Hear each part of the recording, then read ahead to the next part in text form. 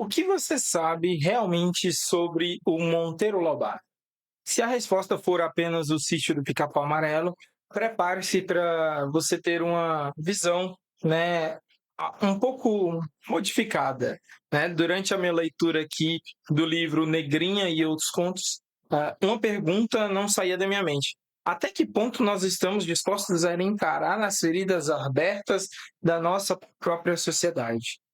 Este não é um livro sobre um Brasil que existiu, é sobre um Brasil que ainda existe. E se você tem coragem de encarar, né, essa verdade, vem comigo para a gente ver uma outra visão, né, ter uma outra ideia do que é esse autor Monteiro Lobato.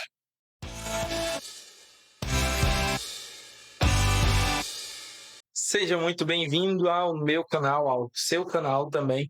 Aqui no nosso canal a gente fala sobre literatura, fala sobre livros, a gente fala sobre muitas leituras que eu acabo fazendo, né, que eu acabo realizando e que eu venho compartilhar aqui com vocês para que a gente possa conversar mais e vocês também ficarem entendendo sobre um livro para que vocês possam escolher lê-lo em algum momento. Então, eu já te falo o seguinte, se inscreve aqui no canal, ative as notificações, compartilha esse vídeo, tá? Ative as notificações aí para que você seja notificado sempre que saia um vídeo novo. Mas todas as semanas a gente tem um vídeo aí falando sobre algum livro para que a gente possa continuar a nossa conversa sobre literatura, sobre escrita e sobre vários outros assuntos. Então, sem mais delongas, bora para o nosso vídeo. Bom, o livro de hoje é esse daqui, Monteiro Lobato, Negrinha e Outros Contos. Esse livro foi publicado originalmente em 1920. Negrinha e Outros Contos, ele reúne várias narrativas curtas que mostram um pouco da visão e das criações do Monteiro Lobato, como um dos maiores críticos sociais ali do século XX. E aqui não tem a Emília ou o Visconde de Sabugosa no seu lugar, né? Nós encontramos personagens marcados, às vezes, pela pobreza, pelo racismo, pela ganância, pela hipocrisia, né? De uma sociedade que ainda carregava fortes resquícios da escravocratas. Então, é um livro que usa o realismo de fato como uma faca de fato para demonstrar um pouco de alguma realidade que ainda se mantinha constante, não é?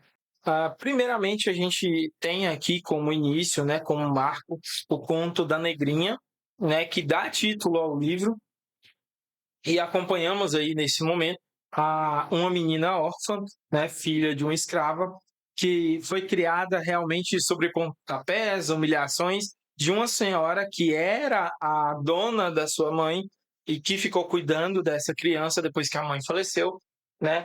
A cena realmente ali, em alguns momentos, acaba sendo um pouco pesada, né, da forma de tratar uma criança negra ali naquela realidade, como em um momento, né, ela acaba colocando um ovo quente na boca da criança, e que eu precisei parar de ler em um momento e realmente ver o quão maldoso era a pessoa que se achava dona de alguém, né? Então, mas o livro realmente vai muito além, né, do conto da Negrinha, né? A gente tem ali três que me impactaram bastante, né? Que foi o da Negrinha, né? Que fala sobre essa realidade. A gente tem ali o do Bugio Moqueado, né? Que é ali onde a gente acaba falando de um canibalismo disfarçado que termina com uma revelação chocante sobre o irmão do narrador, né?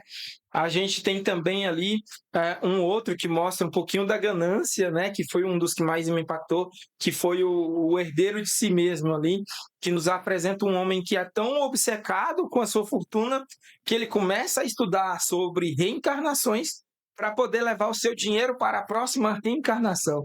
Então, ali a gente tem vários contos, né? Mas a gente tem ali do Jardineiro Timóteo, a gente tem do Barba Azul, a gente começa a ler aqui outras histórias que o Monteiro Lobato coloca para que a gente possa ver. E cada uma tem a sua realidade ou demonstrando uma visão totalmente diferente de várias situações que acabaram acontecendo, né? Então, por exemplo, do jardineiro Timóteo, a gente vê o amor de um homem realmente pelas suas plantas, que são tratadas como família. A gente tem ali algumas vezes ali algumas coisas, por exemplo, que tem um conto que fala sobre um cara que acaba lucrando com seguro de vida, né? Uma pessoa que é, vai casando com as pessoas para ganhar o seguro de vida dessas mulheres, por exemplo. Então a gente tem várias vertentes, várias realidades dentro desse livro aí. Agora que a gente conversou um pouquinho mais sobre a escrita, sobre os contos, vamos falar um pouco sobre quem é o autor por trás de todos esses livros. Né? A mente por trás dessa obra é o José Bento Monteiro Lobato, né? Que muito além do Sítio Amarelo, né? Porque realmente eu só conhecia, antes de ler esse livro, a sua criação do Sítio do Pica-Pau Amarelo. O Monteiro Lobato nasceu em Taubaté, no interior de São Paulo, né? O Lobato, desde cedo se envolveu com literatura, jornalismo, e sua grande sacada realmente foi usar narrativas aparentemente simples para criticar ferreamente a sociedade brasileira dos primeiros anos do século ali 20, né? Enquanto ele criava universos encantados para crianças, ele também acabava escrevendo contos para adultos que escancaravam realmente algumas coisas sociais e morais que existiam dentro disso, né? Negrinha e Outros Contos talvez é a sua obra mais corajosa dentre os contos para adultos, né? Que é um retrato ali do Brasil que muitos preferem acabar deixando de lado, né?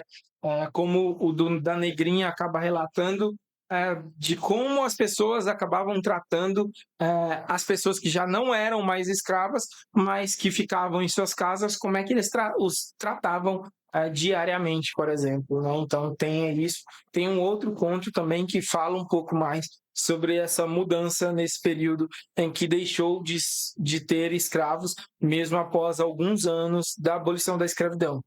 Agora, para a gente poder falar um pouquinho mais, vamos para a minha visão como leitor. Confesso que acredito que um dos que mais me impactou foi realmente o conto da Negrinha, que me atingiu de uma forma que eu não esperava. Né?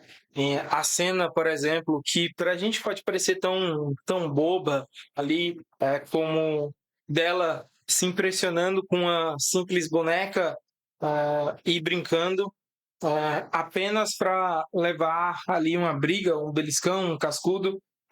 Isso acabou repercutindo um pouco na realidade que muitas vezes eu posso deixar de lado, né, de tantas crianças, por exemplo, que nunca tiveram a oportunidade de brincar e que a forma que são tratadas talvez não são das melhores. Uma outra que também me impactou bastante, né, é a do Bugio Moqueado, que revela a prática do canibalismo, né, e trazem ali uma realidade que não é nada confortável para todos nós. E realmente o que mais me impacta realmente durante toda a leitura foi ver que como que o Lobato, né, o Monteiro Lobato, consegue em poucas páginas criar personagens complexos em muitos momentos, com situações tão vívidas, né, de certa forma. E é um livro que realmente acaba te trazendo alguns pensamentos, algumas imaginações, algumas reflexões em vários momentos, né? E eu acho que realmente era essa a intenção do próprio autor, né? De nos trazer todas essas reflexões e pensamentos. Agora falando um pouco mais sobre a minha visão como escritor de fato, né? Como quem também escreve. Eu fiquei muito impressionado com a habilidade do Monteiro Lobato em contar histórias completas em poucas páginas, né? De certa forma, como escritor, eu tenho uma certa dificuldade em deixar as coisas em estruturas menores, né? Em modelos menores. Então, por exemplo, se for para criação de um conto, por exemplo, eu acabo tendo uma certa dificuldade. Mas essa leitura me mostrou como que o Monteiro Lobato conseguiu fazer isso em poucas páginas, né? Ali a gente tem vários contos, alguns com 8, outros com 10 páginas, que tem um começo, um meio e um fim adequados, sem alongar demais. E percebi que o Monteiro Lobato realmente tinha uma certa habilidade para fazer isso, né? Cada conto tem uma estrutura bem completinha, nenhuma palavra acaba sendo desperdiçada, né? E ele acaba nos trazendo várias reflexões, né? É, por exemplo, em poucas páginas, em poucas palavras, ele consegue nos aproximar dos personagens, nos fazer sentir raiva, tristeza, indignação em vários momentos, e isso é muito interessante, né? E realmente o final de muitos contos aqui é, alguns são finais que não precisam ser felizes para serem poderosos ou para terem realmente um final ali, né? Muitos terminam ali de forma aberta, deixando ali, de certa forma, representando em nossa mente aquilo que nós devemos tirar de aprendizado ou de ensinamento dentro dessa leitura. Então, é algo que eu tento observar e que eu vi muito presente na escrita do Monteiro Lobato, principalmente nesse livro. Mas, antes de mais nada, já quero te lembrar mais uma vez: se você ainda não se inscreveu no vídeo, ou se você já está gostando de como é que eu faço aqui as resenhas, como é que eu trago os assuntos aqui dos livros, né? E como que eu trago todas as minhas visões, os meus pensamentos e algumas coisas para vocês, já se inscreve aí no canal, tá? Ative as notificações, curta esse vídeo, mande para mais pessoas, porque isso vai me ajudar bastante para que a gente possa manter esse contato mais próximo, tá? Então, sem mais delongas, bora para a gente finalizar o vídeo, para que a gente possa continuar. Primeiro, para concluir, vamos lá. Qual que é o veredito final? O livro Negrinha e Outros Contos, ele não é realmente só um livro, né? Ele é algo que reflete um Brasil que muitos ainda insistem em negar, mas que ainda está muito presente em nossas desigualdades, em nossas injustiças. E eu recomendo muito essa leitura, mas lembrando que se você vai com a intenção de ver coisas bonitinhas, esse não é o intuito desse livro, né? Ele nos mostra algumas realidades bem pesadas em muitos momentos, então essa é uma leitura que vai nos incomodar em alguns momentos, mas também vai nos fazer pensar. E principalmente em uma época que as discussões, né, sobre racismo, desigualdade, privilégio, e a obra do Monteiro Lobato, infelizmente, em algumas coisas ainda se mostra um pouco atual, né? Então, lembre-se muito bem disso. E se você já leu esse livro, né, A Negrinha e Outros Contos, me conta aqui qual foi a parte que mais te marcou, qual foi o dos contos que mais te impactou. Vamos conversar aqui nos comentários, debater um pouco para que a gente possa conversar mais. E se você ainda não leu, já aproveita, porque na descrição aqui embaixo, tá? Vai estar o link para que você possa adquirir, né, esse livro, para que a gente possa conversar mais. E aí depois você me conta como que foi.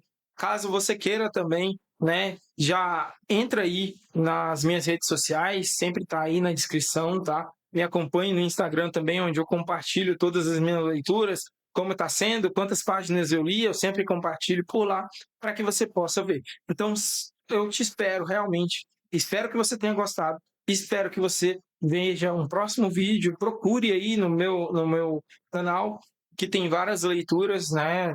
Ao longo dos tempos eu sempre vou compartilhando. Já tem muitas aí de vários autores. E se você tem algum livro para indicar, me indica nos comentários, que eu também vou fazer a leitura e trazer as minhas impressões por aqui.